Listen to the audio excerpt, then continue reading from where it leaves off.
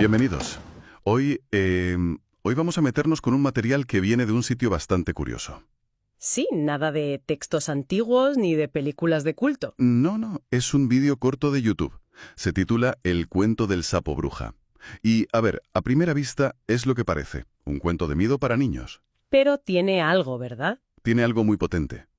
Es el relato de un niño en primera persona, que una noche ve algo raro en su ventana. Y lo que queremos hacer hoy es precisamente eso, desgranar por qué funciona tan bien.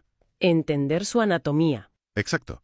No solo qué pasa, sino la psicología que hay detrás, el poder de las imágenes y sobre todo el final. El final lo cambia todo. Para situarnos, la escena de partida es un clásico. Una habitación a oscuras, una farola que da una luz un poco más extraña de lo normal y unos ruidos.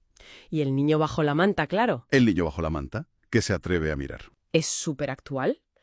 Lo que usa, los elementos, son viejísimos. Arquetípicos, ¿no? Totalmente. Es que parece un cuento de los de antes, de los que se contaban al fuego. Tienes el monstruo nocturno, tienes esa frontera entre la seguridad de la casa y... Y el peligro de fuera. Justo, aquí es la ventana. Y sobre todo tienes al niño solo enfrentándose a algo que no entiende. Es el caldo de cultivo perfecto para el miedo. Eso que dices de los arquetipos me parece clave, y es que la historia los usa desde el primer momento. La primera parte del relato se centra en una sensación muy primaria. La inmovilidad. La parálisis. El niño ve la sombra de un sapo más grande de lo normal y su reacción es quedarse de piedra, petrificado. Sí, y lo lógico sería pensar, grita, llama a tus padres, haz algo. Claro, pero el cuento nos mete directamente en su cabeza. Y su lógica es otra. Y en cierto modo es mucho más terrorífica. Claro, porque no es una parálisis tonta, es una parálisis calculada.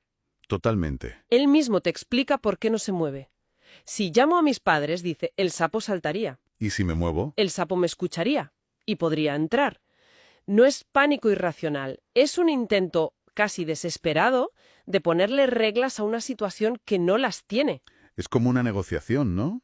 Una negociación silenciosa con lo que hay fuera. Exacto. Oye, y se me ocurre que en el fondo es una estrategia de supervivencia. Una estrategia muy infantil, sí, basada en el pensamiento mágico, pero una estrategia. Piensa, el monstruo está ahí, pero mientras yo no rompa estas reglas que me acabo de inventar, estoy a salvo. Se crea su propia jaula para protegerse. Eso es. Y la descripción de cómo se siente es desoladora. Dice que se queda muy triste por no saber qué hacer. No es solo miedo. Es impotencia. Es impotencia pura. Exacto. Es la manifestación de una impotencia absoluta. El niño se da cuenta de que cualquier cosa que haga puede ser catastrófica. Si grito, ataca. Si me muevo, me oye. Así que la única opción que le parece segura es no hacer nada. Es la lógica del animal que se hace el muerto. Y luego está el detalle.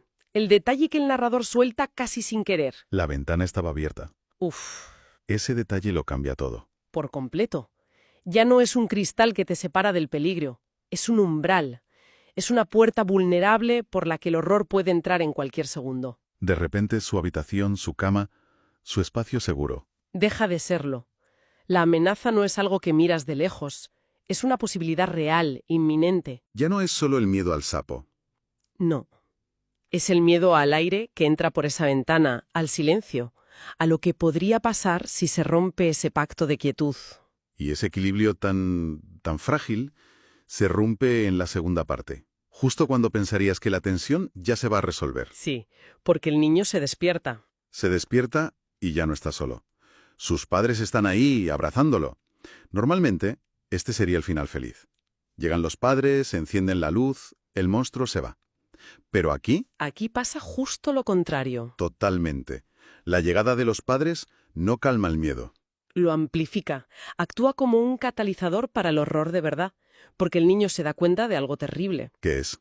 Que sus padres no les están mirando a él, no les están consolando, están mirando hacia la ventana. Igual que él. Y igual que él, y están tan asustados como él, o más. Toda la seguridad que se supone que representan, se esfuma. Y ahí es cuando la cosa se vuelve extrañísima. La transformación que describe es potentísima. No es una imagen que hayas visto 1000 veces. Los detalles son muy específicos. Son vívidos y absurdos.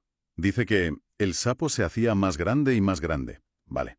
Pero luego, Su cabeza comenzaba a deformarse en forma de pirámide. En forma de pirámide. Sí, y lo de sus patitas parecían dos enormes asas. Asas. O sea, son detalles tan peculiares que suenan a algo visto de verdad. Es que esa especificidad es lo que le da una verosimilitud que asusta. El terror funciona mejor cuando es concreto. Claro. Si solo dijera, y el sapo se convirtió en una bruja, sería un cliché. Pero al describir ese proceso tan raro, tan orgánico y a la vez tan antinatural, te obliga a imaginarlo. Te mete en la escena. Sí, estás viendo una metamorfosis.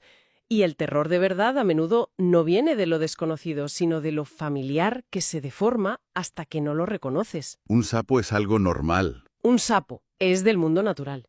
Pero un sapo con cabeza de pirámide... Coge algo conocido y lo retuerce. Y, claro, la elección del sapo no es casual. Para nada. El sapo es una criatura liminal. Siempre lo ha sido en el folclore. Liminal. Que vive entre dos mundos, entre el agua y la tierra. Y esa dualidad siempre lo ha conectado con la magia, las pociones y la brujería, claro. O sea que el sapo ya nos está dando una pista. Es casi una declaración de intenciones. Está conectando este relato de YouTube con una tradición de terror popular muy, muy antigua. Y esa transformación culmina cuando de aquel sapo se formó un cuerpo largo con sombrero puntiagudo. Ya está, la imagen es clara. Lo que era una anomalía de la naturaleza ahora es un ícono del terror. Y es justo en ese momento, cuando la criatura ya tiene su forma final, que el niño hace algo. ¡Habla! Exacto. Después de toda esa parálisis, de ese silencio, por fin emite un sonido. Y es una sola frase, pero lo cambia todo. ¿Qué dice? Grita, es una bruja. Es como si el simple acto de nombrarla, de ponerle etiqueta, tuviera un poder. Es que lo tiene. En muchísimos mitos, saber el nombre de algo te da poder sobre ello. Aquí el niño no solo describe lo que ve. Lo está clasificando. Exacto. Está cogiendo ese caos visual y lo está metiendo en una caja que conoce. Bruja. Y ese acto, el de verbalizarlo, rompe el hechizo. El suyo y el de la criatura. Totalmente. Porque el relato dice que, justo al oír su voz, la bruja salió volando con su escoba. Su propia voz la espanta. Sí. Pero aquí viene el giro final. Para mí, el corazón de la historia. Lo que la hace más que un cuento de sustos.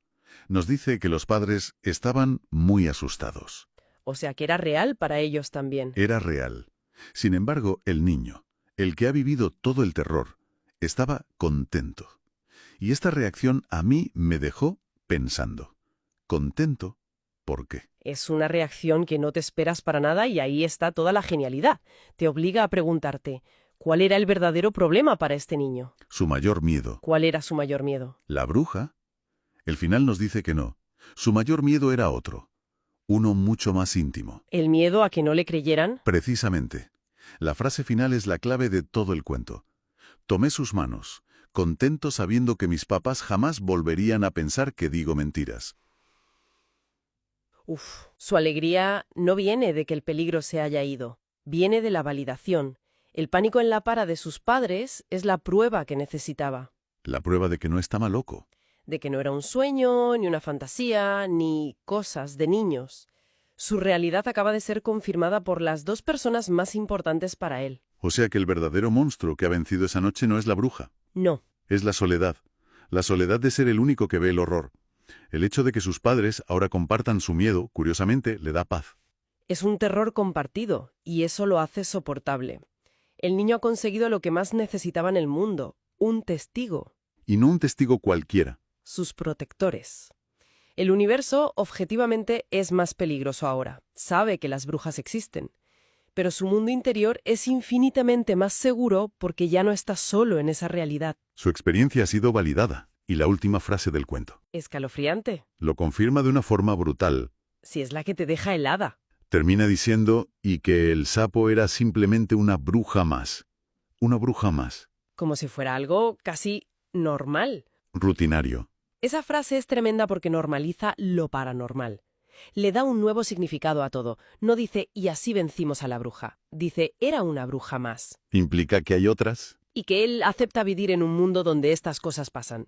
Donde los sapos se transforman y los seres con sombrero vuelan. Y lo que le permite estar contento con esa nueva y terrible verdad es que sus padres ahora también lo saben. Se ha roto el pacto de incredulidad. Para siempre. Entonces, si resumimos un poco, este relato tan corto es en realidad una exploración muy densa de varias cosas. Por un lado, esa lógica del miedo infantil. La parálisis calculada. Por otro, el terror a la transformación, a lo familiar que se vuelve monstruoso. Pero al final, todo va a parar a una necesidad muy humana, La necesidad de ser creído. que es casi más importante que la propia seguridad física. Sí, el viaje del niño no es de la cobardía a la valentía. Es de la soledad a la compañía. El momento clave no es cuando la bruja se va. Es antes. Es justo antes, cuando ve el pánico en los ojos de sus padres. Ahí es cuando él gana. Es increíble cómo una pieza tan pequeña puede contener tanto. Demuestra que no hacen falta grandes efectos ni tramas complejas para tocar una fibra muy, muy profunda. Totalmente. El verdadero terror, al final, no estaba fuera. Estaba dentro, en la propia habitación. El miedo a que tu realidad sea solo tuya. Y para terminar, a lo mejor la reflexión que nos deja esta historia es una pregunta que va un poco más allá. A ver, Nos obliga a pensar qué es en el fondo más aterrador para un niño. La certeza de que hay un monstruo al otro lado de la ventana o la posibilidad de que exista y que la gente que debe protegerte te diga que te lo estás imaginando. buena pregunta. El cuento del sapo bruja parece tener la respuesta muy clara. El mayor terror no es el monstruo en sí, es el aislamiento que provoca. La verdadera oscuridad no está en la noche, está en la incredulidad.